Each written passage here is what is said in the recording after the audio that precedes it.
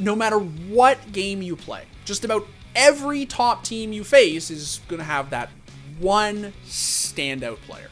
Someone who is capable of putting the team on their back and getting the job done in just about any situation. But EDG, they're retreating to the wrong side of the map at this point. Flandre about to turn Mega, keep your eyes on him. Tian goes for the 1v1. Hero's entrance in to try and protect the jungler as well. Jumping on the backline, in comes Flandre, but the stopwatch has come on through. Flandre with a huge Nara ultimate. Maybe this is it, but FBX still firing out. Viper! In goes Viper, turning it around.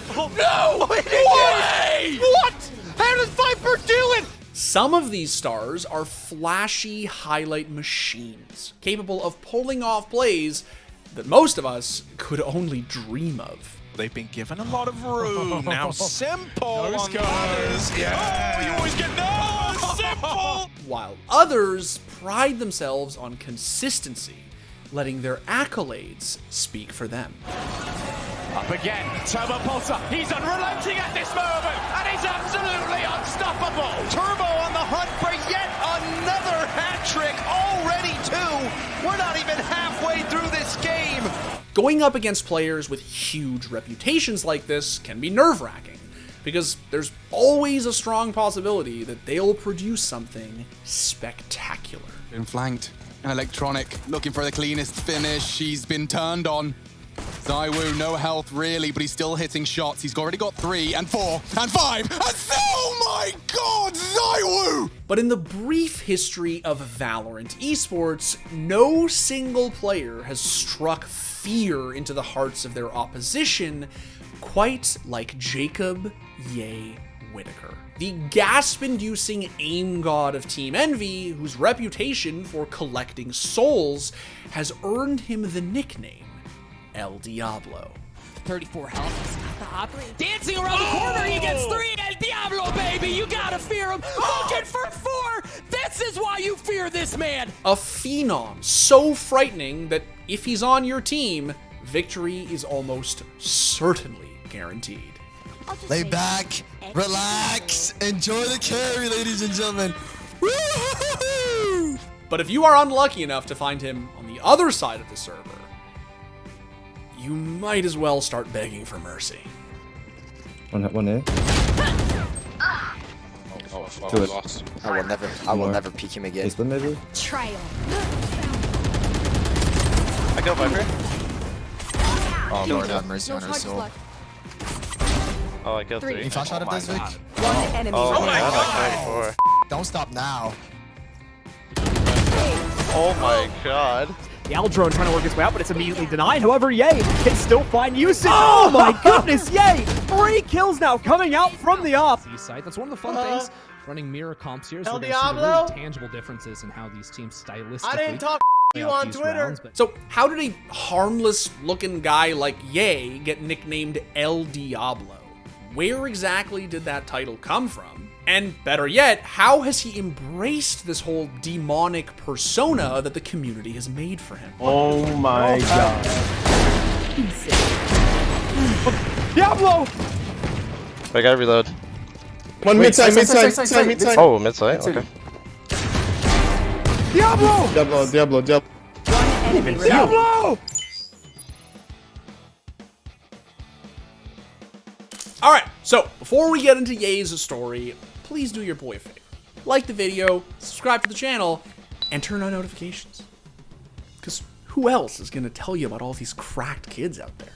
Okay, so what exactly is the backstory behind Envy's 23-year-old anime-loving fragging machine? Well, hailing from the great state of Indiana, Ye's journey to becoming an FPS god began at a very young age, when his father first introduced him to Medal of Honor. But it was when he discovered Call of Duty that the world of esports revealed itself to him. While most competitive COD players used controllers, Ye, like a true man of culture, preferred mouse and keyboard. So he entered COD's smaller pro scene on PC, which didn't exactly go as he expected. The only anti-cheat was like back, and like all the guys were like convinced, like absolutely like convinced that was like cheating. we were like playing a game. I was having a series. I was like spamming people through walls. Like I don't know. It was like a really good game for me. And my own team actually ended the game and they kicked me out. And they're just like, yeah, cheating isn't cool, dude. I'm like, what? I'm like, all right. But Ye's unexpected exile from Call of Duty ended up being a blessing in disguise, because it was around that time he started playing CSGO. After working his way up through FACEIT and ESEA, Ye eventually hit rank S. But once he got there, he faced another obstacle. There was like a situation before where I joined like rank S in FPL and got kicked prior. Mainly because I think at the time I was at my mom's place and I was getting like I had the worst internet available, but I still wanted to play like a whole bunch, so I got kicked out. Eventually, Ye fought his way back to rank S and even placed first in some events during his initial month back, earning him praise from other big name players in the scene. Offers started rolling in for Ye, but it was in July of 2017 that he decided to join his friend Android on Complexity. However, after 9 months of mixed results, OG NA vets Shazam and Stanislaw were brought in as reinforcements. With the arrival of his new teammates, Ye helped Complexity qualify for the 2018 FACEIT Major in London. He had finally made it onto CSGO's biggest stage, and he was ready to prove that he belonged there. Flashbang is always good as well. Black. That one worked. Not quite going to be able to, and the bomb will at least go down. That's something. Great shot from Ye. Double with the AWP. Crush. He's in the middle of nowhere, you can tell. And he's going to go down to Ye. His job to turn this corner. Immediate dink. Ye's ready for the next one as well. He gets that too. And now how do you get this bomb planted? Scout from above, tagging you, and there's the peak. Ye, quad kill in the round. One of the first real owners in esports as a whole. This bomb plant isn't even gonna go down, and Ye's done it. Who better to close it out? Now, unfortunately for Ye, Complexity's Cinderella run would come to an end against MIBR in the quarterfinals. And while a top 8 finish was certainly something to be proud of, especially for an NA team, Ye's major debut hadn't come without a cost. But I would say like during my time with like Complexity, or like towards like the end, I kind of like ran into like a situation in which like I was dealing with like a lot of like mental health kind of related stuff. And I would say like especially like after the London Major, instead of like I would say like taking like a break, you know, and like taking like a week or two off, or like 2 or 3 weeks, kind of like the solution, and this wasn't by Stanislaw, but kind of like by like upper management, was like, hey, we're on the hot streak, let's keep going, you know. Like I started getting like really like burnt out of the game. Gradually, Ye's performance for Complexity started to decline. And by the end of the year, he found himself sitting on the bench, an unusual position that left him uncertain about his future. For like over 2 weeks, I was like kind of like depressed in bed. Like I could not leave my bed like whatsoever. It was a rough time. But after that, I really started working on like dealing with like, hey, what do I want to do? Like, do I still want to continue Counter-Strike? Is this what, you know, makes me happy? Like I tried to figure out like, you know, like, who am I? Like, it was like a, I don't know if it's like a, I'm making it seem out to be like some like meditation like journey, but like I was seriously like trying to figure out like, hey, like, what do I want to be? Like, what makes me happy as like a person? After deliberating over his professional future for over 5 months, Ye did eventually decide that he wanted to continue his career in CS, though his return didn't exactly go as he'd hoped. After joining with Bad News Bears in May of 2019, he spent the next year hopping around various North American teams. But in spite of the fact that Ye and his teammates on his eventual roster, Orglis, were outperforming some actual salaried rosters, no offers came their way. Because, well, frankly, NACS was sort of heading for the shitter. Orgs were dropping from the scene like flies, ESL introduced exclusivity rules to Pro League, and more importantly, there was kind of this new kid in town stealing all the attention. Like, all our offers that we had when we were on Orglis pulled out when basically Valorant happened. I did 39. After playing the same exact game for 7 years, Ye was starting to get kind of bored of Counter-Strike. Like many others, Ye saw the promise in Valorant. Not only did it offer him the chance to establish himself in a fresh new game that was generating a lot of excitement, but more importantly, it presented him with an actual career path. And thanks to the similarities it shared with CS, it didn't take long for him to pick it up. Where was he? Train harder. Message sent. One enemy remaining. Ye was hooked. He grinded the game for months, dumpstering just about everyone in solo queue, and in September of 2020, his hard work paid off when he was unveiled as part of Andbox's new Valorant team. But over the past year, Ye has developed quite the reputation for himself. He isn't just a ranked demon. He's the ranked demon. Somebody who everybody fears. Look at Diablo. It's like, let's just get the out of here. Let's just get the out of here. In fact, teams found playing against Ye so demoralizing that they began referring to him by his now famous moniker, El Diablo. Like some of the pro players on there, because like that was their like nickname for me, because like at least in scrims I was just dropping like 30s 40s like non-stop, right? And I found out originally it started from Wardell. Actually Wardell like gave me that like nickname, and then like Sabrosa like popularized it. Wait, this team is actually oh my god, El Diablo himself. Last player standing. One enemy remaining. Oh shit, boys! Oh my god! He's El Diablo.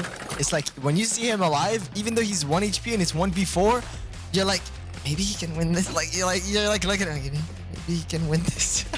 I don't know, it's just a meme to me, you know, like just like everyone talks about like ranked demons, and then like some people are like, this is like the act, you know, the demon above all demons, you know, kind of thing. That was what they were saying. I was like, I just thought it was like super funny, and honestly, it also even started to become like a little bit of like a brand thing. So I'm just like, you know what, I'll take it and run with it, you know. Unfortunately for Ye, even though he consistently fragged out in pro play, Andbox just wasn't able to find their footing in the North American scene. Perhaps it was the constant quarterfinal losses, or maybe even the 38-round overtime loss against TSM, but after falling short for almost a year with various iterations of the roster, Ye decided that he deserved more.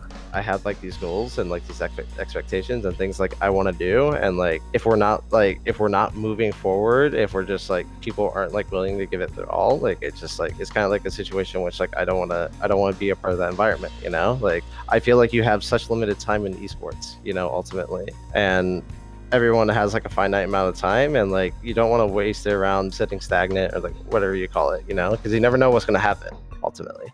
A bidding war broke out almost immediately, with every top team vying for El Diablo's services. But in the end, he signed with Envy, where he would be reunited with his former CS teammate, FNS. And to say that Ye's arrival made an instant impact would be one hell of an understatement. In his first event with Envy, he helped them qualify for Masters Berlin. And once he was unleashed on the world stage, he did not disappoint. Keep pushing this, and yay. Brilliant connection for the back. What? Yay! There is a read there. They have been able to topple the strategies of Nitro and 100 Thieves. He goes down as Ye enters B. Was able to get one on FNS as well. Yay! What a shot! Ye's in a clutch spot here. He does have one bullet left with the option. Has that blade storm online. If he's able to get that, all right, he's good for one. It's going to be on to steal. He has to creep his way forward. A Red Bull clutch from Ye. It's really hard playing against somebody like that, and Nitro knows because his entire CS career he had to play against monsters, and today we fought a monster. So good against like Sentinels. Yay! Still looking good. Excuse me, Ye. Okay, forces him off, and the spam comes in. He goes right back out. No way. Ye, Ye, what can you do? The right click. He's just doing the dog. What am I watching? The frag. What am I watching? Envy did eventually come up short against Gambit in the grand finals, but the fact that they made it that far, having only had Ye in their lineup for a few months, was an impressive feat. Only a year and a half ago, Ye's future in esports was highly uncertain. He watched the North American CS scene crumble before taking a gamble on Valorant, and thankfully, it paid off. Not only does he now find himself the star player on one of the best teams in the world, but also the owner of a pretty badass brand. Although that hasn't distracted him from keeping his eyes on the prize. Obviously, you know, getting to the grand finals is like amazing, but I'm just more happy that like we at least like so far we're continually like getting better. And I think as long as you're constantly like working to get better, like the results are like a byproduct of that, you know? So as long as you continue to improve in those aspects, I think you know, that's great. Whether Envy can build upon their impressive Masters performance at Champions remains to be seen. But with a player like El Diablo in their midst, it doesn't seem smart to bet against them. Grounded. One down. Joke's over. You're dead. One enemy remaining. Last player standing. Wait. Last one down. I was the last one alive? Okay. I mean, like, I guess I'll take it, you know? It's the best ability in the game. It's just not even close. It's just like, it ruins Overwatch. Like, it's literally, if your team gets antied, it's over. It's over. You're done. If your Hog gets antied, dead. Rhine gets antied, dead. Like, there's nothing. You know what I'm gonna do today? Today I'm gonna go to the workshop and program Junkrat to shoot anti-heal mains. That's the most cursed thing I have ever heard anyone say, bro. All right, we're going back to the shoot now. That's on that note. That's nightmare fuel.